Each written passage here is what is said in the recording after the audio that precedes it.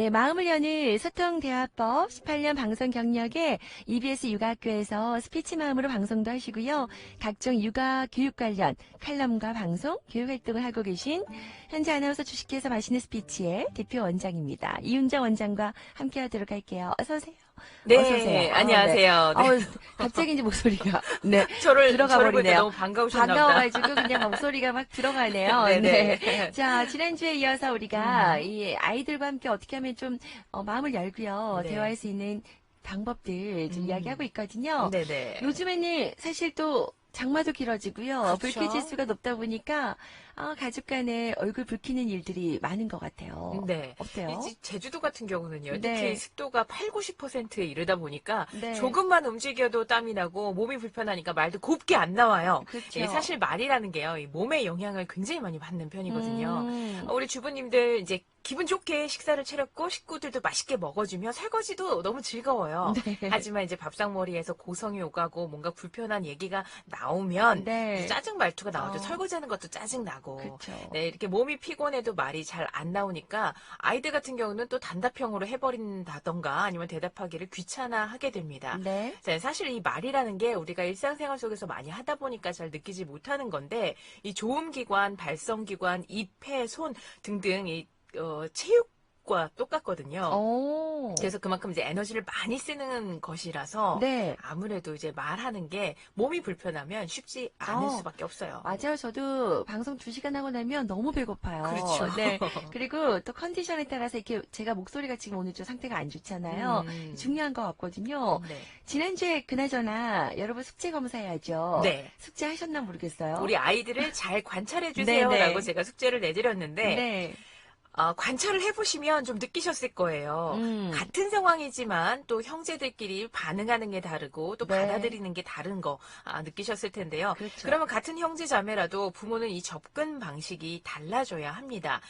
이게 마치 혈액형처럼 딱 구분이 되면 네. 딱 잘라서 얘는 이렇게 쟤는 저렇게 하면 좋을 테지만 이게 사실은 여러 가지가 복합적으로 이루어지다 보니까 그게 쉽지가 않으셨을 거예요. 맞아요. 저도 좀 관찰해봤었는데, 또, 아이 뭐 성별도 그렇고, 또 첫째, 둘째 차이도 있고 그런 것 같아요. 네, 이제 보통 아이들을 파악할 때, 그래서 이게 타고난 성격부터 먼저 보는데요. 그걸 기질이라고 네네. 표현을 합니다. 보통 영유아기 시절, 그러니까 한 생후 뭐 7개월부터 12개월 사이에 어느 정도 파악이 되는 건데요. 네. 그러니까 이제 내가 갖고 있는 고유의 성격, 또 외부 자극에 반응하는 태도, 이런 거를 이제 기질이라고 합니다.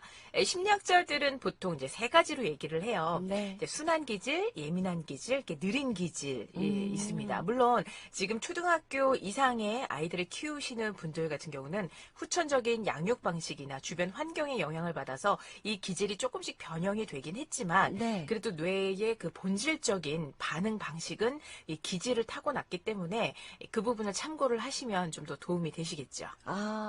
타고난 기질을 참고하면 좋겠는데요. 네. 그러면 세 가지 기질 얘기하셨잖아요. 네. 어떤 차이가 있는지 좀 더 자세하게 알려주세요. 네, 우선 가장 많은 아이들, 이제 대부분의 아이들이 이 순한 기질에 속합니다.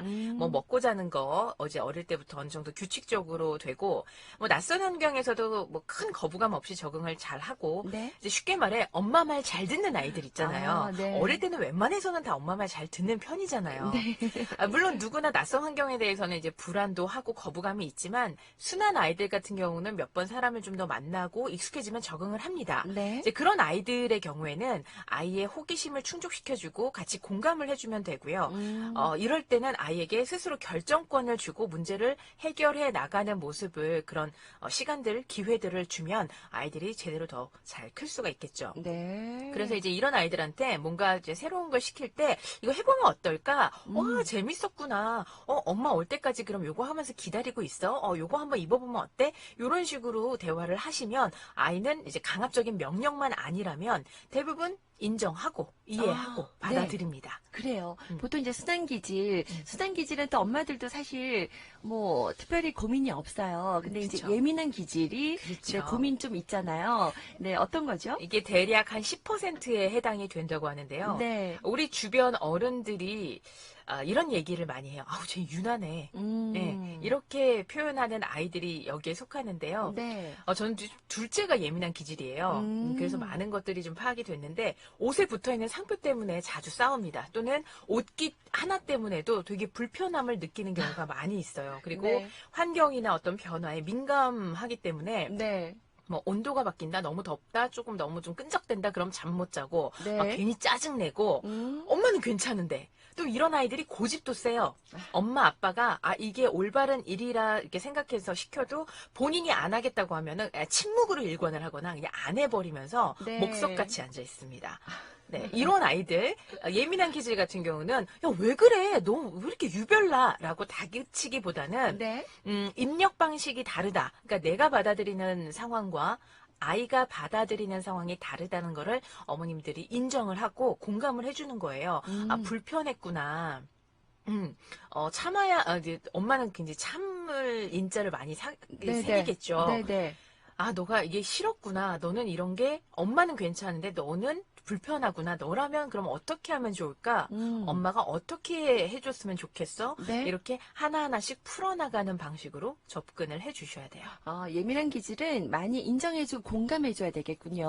그렇죠. 그러니까 여기서 여러분도 오해하시지 마셔야 될 게 기질이 뭐 나쁘다 좋다 이게 아니라 타고난 그 특징들이니까 그것들을 참고하시면 좋을 것 같아요. 수단 기질들은 자꾸 뭔가를 할 수 있도록 뭐 제시해주는 게 네. 중요하고 예민한 기질은 인정해주고 공감해주면 한결 아이들이 네 마음이 편안해지겠군요. 네. 그러면 느린 기질. 세 번째 기질은 어떤 모습일까요? 네, 이제 느린 기질이라고 표현을 하다 보니까 행동이 느리다, 뭐 적응이 느리다 이렇게 해석을 하는 경우가 많은데요. 네. 적응하는 거.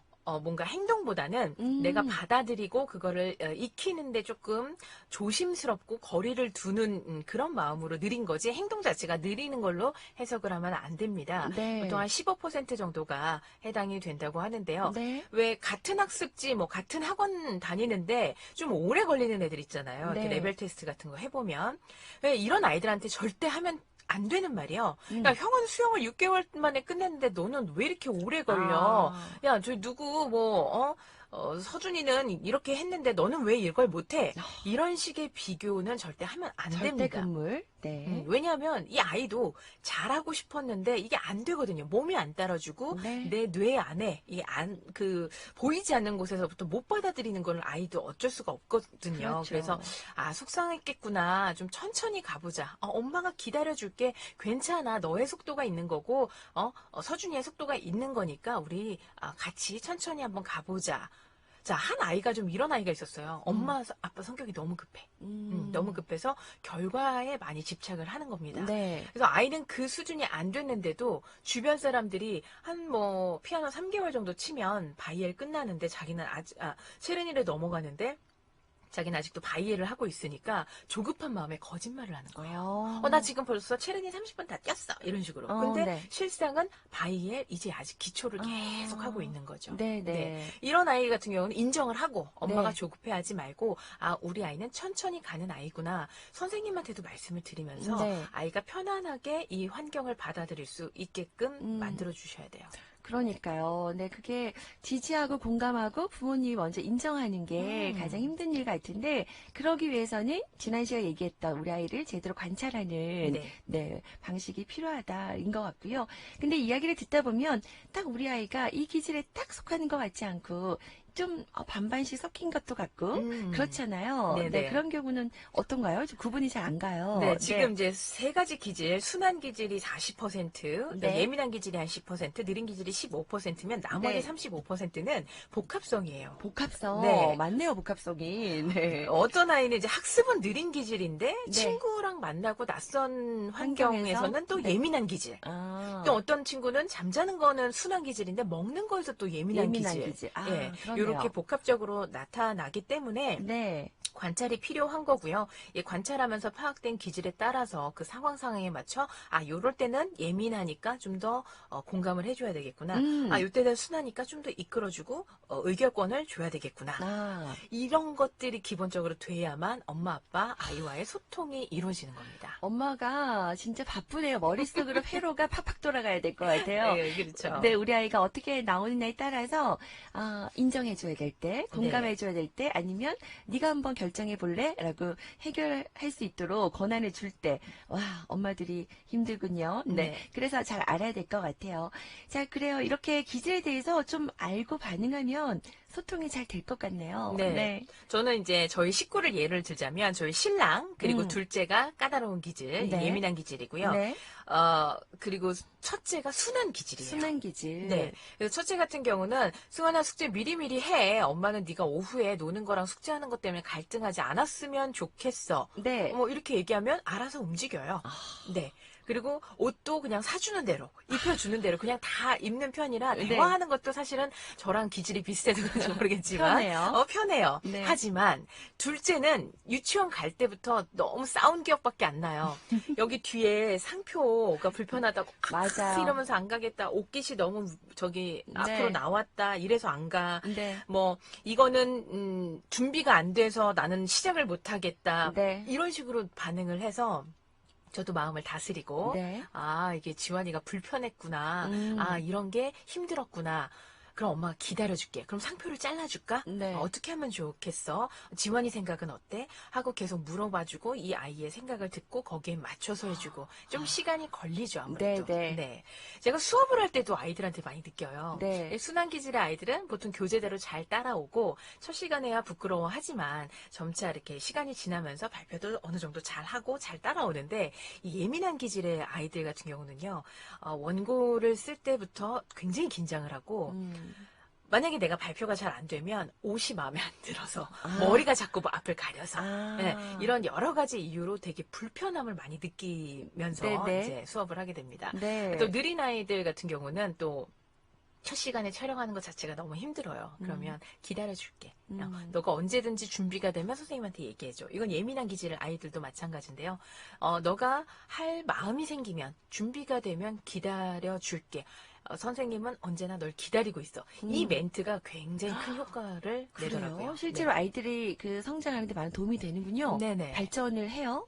네, 네, 그러면 모습에서. 그런 아이들은 지금까지 끝까지 촬영을 안 한다, 발표를 안 한다, 이런 애가 없었어요.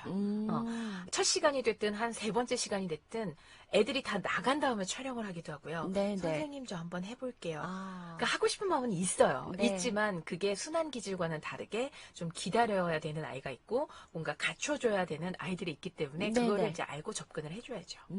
그렇군요.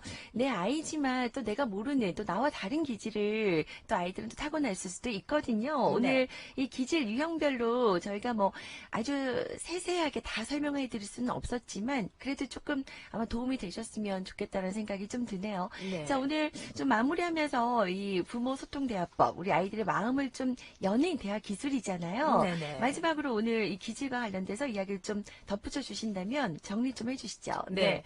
이 기질이라는 게 앞서도 말씀드렸지만 이분법적으로 딱 나뉠 수가 없는 거예요. 네. 상황에 따라서도 다르고 또 아이의 환경에 따라서도 다르기 때문에 네. 우리 부모님들은 항상 아이를 관찰하고 아이 입장에서 서주는 거 그러면서 대화를 하다 보면 소통의 기본적인 거 공감이 시작이 되기 때문에 네. 아이들 관찰하고 이거는 뭐 비단 아이들뿐만 아니라 우리가 네. 사회생활 하면서도 항상 상대방이 어떤 모습인지 나와는 다르다라는 걸 항상 인정하고 소통을 시작하셨으면 좋겠습니다. 그렇네요. 네. 나와 다르다.